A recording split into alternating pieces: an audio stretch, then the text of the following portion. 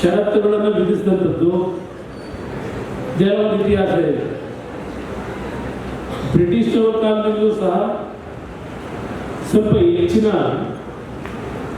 ಒಂದು ನೀರನ್ನ ಬಳಕೆ ಮಾಡ್ತಕ್ಕಂಥದ್ರಲ್ಲಿ ನಮಗಿಂತ ಒಂದು ಹೆಜ್ಜೆ ಮುಂದೆ ಅನ್ನುವಂಥದ್ದು ತಮಿಳುನಾಡು.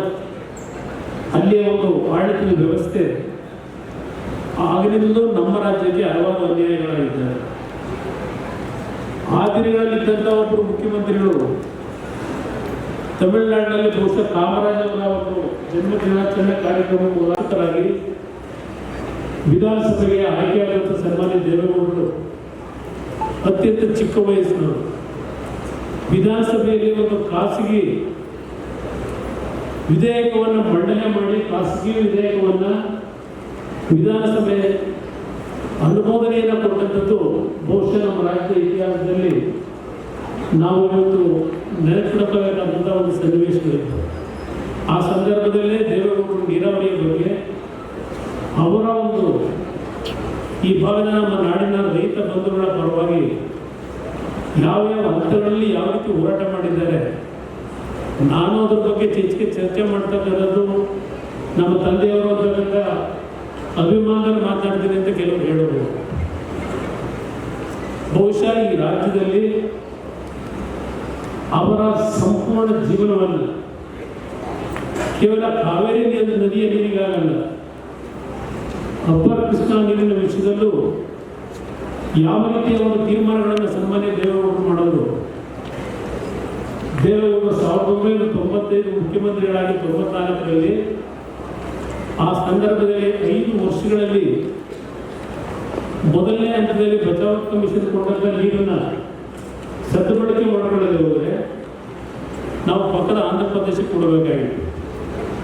ಅವತ್ತು ಅವರು ತೆಗೆದುಕೊಂಡಂಥ ನಿರ್ಣಯ ಆ ಒಂದು ಜಲಾಶಯದ ನೀರಿನ ತಡೆ ಇರ್ತಕ್ಕಂಥದ್ದಕ್ಕೆ ನಮಗೆ 2000 ಇಸ್ವಿಯಲ್ಲಿ ಒಂದು ಡೆಡ್ಲೈನ್ ಕೊಟ್ಟಿದೆ ಬಚಾವ್ ಕಮಿಷನ್. ಅದರಲ್ಲಿ ಯಶಸ್ಸನ್ನು ಕಾಣಬೇಕಾದ್ರೆ ಆ ಭಾಗದ ರೈತರಿಗೂ ದೇವೇಗೌಡರು ಕೊಡುಗೆ ದೊರಕುತ್ತದೆ. ಬರೀ ಕಾವೇರಿ ನೀರಿನ ವಿಷಯದಲ್ಲಿ ದೇವೇಗೌಡರ ಹೋರಾಟದ ಬಗ್ಗೆ ಹೇಳೋದು. ಆದರೆ ನಾಡಿನ ರಾಜಕಾರಣಿಗಳು ದೇವೇಗೌಡರು ಈ ನಾಡಿನ ಒಂದು ರೈತ ಪರವಾದಂತಹ ನೀರಿನ ಬಳಕೆ ಮಾಡ್ಕೊಳ್ತಕ್ಕಂಥ ನಿಟ್ಟಿನಲ್ಲಿ ತೆಗೆದುಕೊಂಡಂಥ ಒಂದು ವೇಗವಾದ ತೀರ್ಮಾನಗಳಿಗೆ ಕೊಟ್ಟಂಥ ಬಿರುದು ತುಂಡುಮುಖಿಯ ಒಂದು ಅವ್ಯವಹಾರತಕ್ಕಂಥದ್ದು ದೇವೇಗೌಡರ ಹೆಸರನ್ನು ಕೆಡಿಸಲಿಕ್ಕೆ. ಇದು ದೇವೇಗೌಡರಿಗೆ ಕೊಟ್ಟಂಥ ಕೊಡುಗೆ ಈ ರಾಜ್ಯದಲ್ಲಿ ಇರ್ತಕ್ಕಂಥ ಹಲವಾರು ರಾಜಕಾರಣಿಗಳು.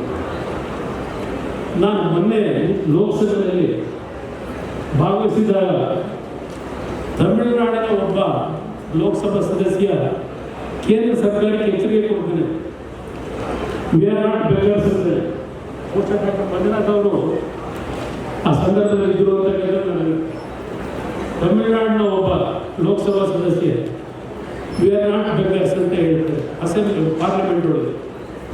ಇದೇ ಸನ್ಮಾನ್ಯ ದೇವೇಗೌಡರು 93ನೇ ವರ್ಷದಲ್ಲಿ ವೀಲ್ ಚೇರ್ನಲ್ಲಿ ಹೋಗಿ ರಾಜ್ಯಸಭಾದಲ್ಲಿ ಕೈ ಜೋಡಿಸಿ ಬೇಡ್ತಾರೆ, ನಮಗೆ ಕುಡಿಯ ನೀರು ಕೊಡಿ. ಯಾವ ರೀತಿಯಲ್ಲಿ ಅವರು ಕಾವೇರಿ ನೀರಿನ ವಿಷಯದಲ್ಲಿ ಯಾವ 89ನೇ ಇಸ್ವಿ ನಿಮ್ಗೆ ಗಮನಕ್ಕೆ ತರ್ತೀನಿ. ಯಾಕೆಂದರೆ 50 ವರ್ಷ 1924ರ ಅಗ್ರಿಮೆಂಟ್ ಏನಿತ್ತು ನಮ್ಮ KRS ಅನ್ನು ಕಟ್ಟಬೇಕಾಗಿದೆ. ಆ ಅಗ್ರಿಮೆಂಟ್ನ ಅವಧಿ 50 ವರ್ಷ ಆದರೆ 1974ಕ್ಕೆ ಅವಧಿ ಮುಕ್ತಾಯ ಆಗಿರ್ತದೆ. ಆ ಅಗ್ರಿಮೆಂಟ್ ಏನಾಗಿರ್ತದೆ ಒಪ್ಪಂದಗಳು. ಆ ಒಂದು ಸಂದರ್ಭದಲ್ಲಿ ಕರ್ನಾಟಕ 1973ರಲ್ಲಿ ಏಕೀಕರಣ ಆದಂಥದ್ದು, 58ರಲ್ಲಿ 73ರಲ್ಲಿ ಇದರ ಒಂದು ಕೊನೆ ಹಂತದಲ್ಲಿ ಇತ್ತು. ಈ ಅಗ್ರಿಮೆಂಟ್ ಮುಗಿದಿತ್ತು. 89ನೇ ಇಸ್ವಿ ಸನ್ಮಾನ್ಯ ದೇವೇಗೌಡರು 2 ಕಡೆ ಸೋಲಿಸಿದರು. 83ರಿಂದ 88 ನೀರಾವರಿ ಸಚಿವರಾಗಿ ಹಲವಾರು ನಿರ್ಧಾರಗಳನ್ನು ಮಾಡಬೇಕಾದ್ರೆ ಅವತ್ತು ನೀರಾವರಿ ಮಂತ್ರಿಗಳಾಗಿ ರಾಜ್ಯ ಸರ್ಕಾರಕ್ಕೆ ಉತ್ತರ ಕರ್ನಾಟಕದ ನೀರಾವರಿ ಯೋಜನೆಗಳಿಗೆ 200 ಕೋಟಿ, ದಕ್ಷಿಣ ಕರ್ನಾಟಕದ ಕಾವೇರಿ ನೀರಿನ ಬಳಕೆಗೆ 100 ಕೋಟಿ, ಒಟ್ಟು 300 ಕೋಟಿ ಹಣವನ್ನು ಪ್ರತಿ ವರ್ಷ ಕೊಡಬೇಕು ಅಂತ ಹೇಳಿ ಒತ್ತಾಯವನ್ನು ಆಗಿನ ಸರ್ಕಾರದ ಮುಖ್ಯಮಂತ್ರಿಗಳ ಮೇಲೆ ಏನಾಗ್ತದೆ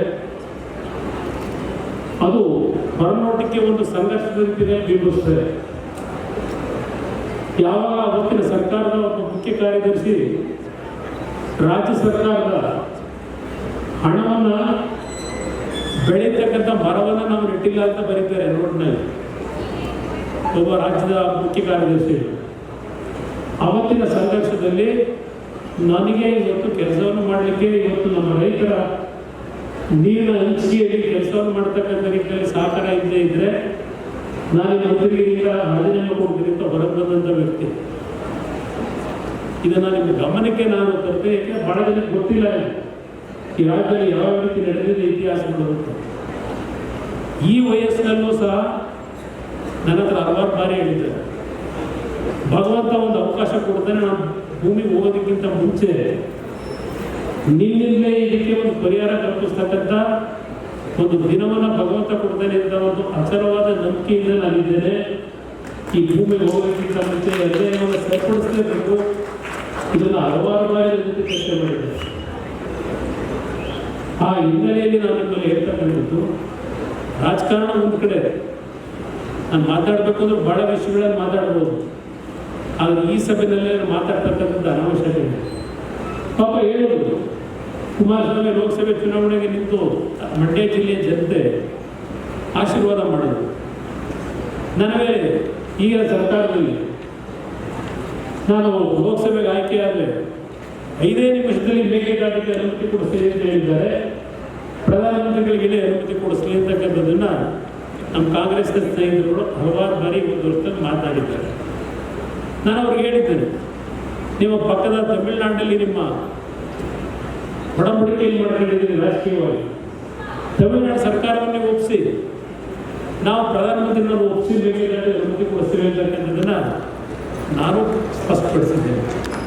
ಇವತ್ತು ಹೇಳಿದ್ದಾರೆ ನಮ್ಮ ನೀರಾವರಿ ಸಚಿವರು, DMK ಮತ್ತು ನಮ್ಮ ನಡುವೆ ಇರತಕ್ಕಂಥದ್ದು ಕೇವಲ ರಾಜಕೀಯದ ಒಪ್ಪಂದ, ರಾಜಕೀಯ ತೀರ್ಮಾನಗಳಿಗೆ ಅಷ್ಟೇ ಸೀಮಿತ. ಮೇಕೆದಾಟಿನ ವಿಷಯದಲ್ಲಿ ನಾವು ತಮಿಳುನಾಡಿನ ಜೊತೆ ಮಾತನಾಡಲಿಕ್ಕೆ ಸಾಧ್ಯ ಇಲ್ಲ, ಅವ್ರು ಒಪ್ಪಿಸ್ಲಿಕ್ಕೆ ಸಾಧ್ಯ ಇಲ್ಲ. ಅದು ಇವತ್ತಿನ ನೀರಾವರಿ ಸಚಿವರು ಹೇಳಿಕೆ ಕೊಟ್ಟಿದ್ದಾರೆ, ಬೆಳಗ್ಗೆ ಪತ್ರಿಕೆಗಳು ಕೊಟ್ಟಿದ್ದಾರೆ. ಇದು ಈ ಸರ್ಕಾರದ ಡಬಲ್ ಸ್ಟ್ಯಾಂಡರ್ಡ್ ಆಗಿದೆ. ಹೋಗಲಿ ಪತ್ರಿಕೆಗಳ ಚರ್ಚೆ ಮಾಡ್ತಾರೆ. ಈ ಕ್ಷಣದಲ್ಲಿ 1 ವರ್ಷ ಆಯಿತು ಹೆಚ್ಚು ಕಡಿಮೆ, ಮುಂದಿನ ತಿಂಗಳಲ್ಲಿ ನಮ್ಮ ರಾಜ್ಯಕ್ಕಿಂತ ಆಗಬೇಕು ಅಂತೇಳಿ ಒಬ್ಬ ಮಂತ್ರಿ ನನ್ನ ಜೊತೆ ಚರ್ಚೆ ಮಾಡಲಿಲ್ಲ. ಇಲ್ಲ ಕರ್ನಾಟಕಕ್ಕೆ ಬರ್ತಾನೆ ಅಂದ್ರೆ ಇಲ್ಲಿ ಯಾಕೆ ಬರ್ತಾನೆ ಅಂತಾರೆ, ಮಂಡ್ಯಕ್ಕೆ ಬರ್ತಾನೆ ಅಂದ್ರೆ ಮಂಡ್ಯಗೆ ಯಾಕೆ ಬರಬೇಕು ಅಂತಾರೆ. ಇಂಥ ಒಂದು ವಾತಾವರಣ ನಮ್ಮ ರಾಜ್ಯದಲ್ಲಿ, ಪಕ್ಕದ ತಮಿಳುನಾಡಿನಲ್ಲಿ ಅಲ್ಲಿಯ ರೈತರ ಒಂದು ನೀರನ್ನು ಬಳಕೆ ಮಾಡಲಿಕ್ಕೆ ಎಲ್ಲ ಪಕ್ಷಗಳು ಒಂದಾಗಿ ಹೋರಾಟ ಮಾಡ್ತಾರೆ. ನಮ್ಮಲ್ಲಿ ಈ ಪರಿಸ್ಥಿತಿಗಳು, ಇದರಲ್ಲಿ ಹಲವಾರು ರೀತಿಯ ವಿಷಯಗಳಿದ್ದಾವೆ. 1 ವರ್ಷದ ಕೇಂದ್ರ ಸರ್ಕಾರದಲ್ಲಿ ಮಂತ್ರಿಯಾಗಿ ಕೆಲಸವನ್ನೇ ನಿರ್ವಹಣೆ ಮಾಡಿದ್ದೇನೆ. ಅಲ್ಲೂ ಸಹ ಒಂದು ಅನುಭವಗಳಾಗಿದೆ ನನಗೆ.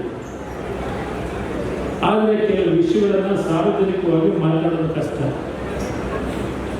ಇವತ್ತು ನೋಡಿ, ಪಕ್ಕದ ಆಂಧ್ರ ಪ್ರದೇಶ ಇವತ್ತಿನ ಒಂದು ರಾಜಕೀಯದ ವ್ಯವಸ್ಥೆಯಲ್ಲಿ ಅಲ್ಲಿಯ ಜನತೆ ತೆಗೆದುಕೊಂಡಂಥ ನಿರ್ಧಾರ,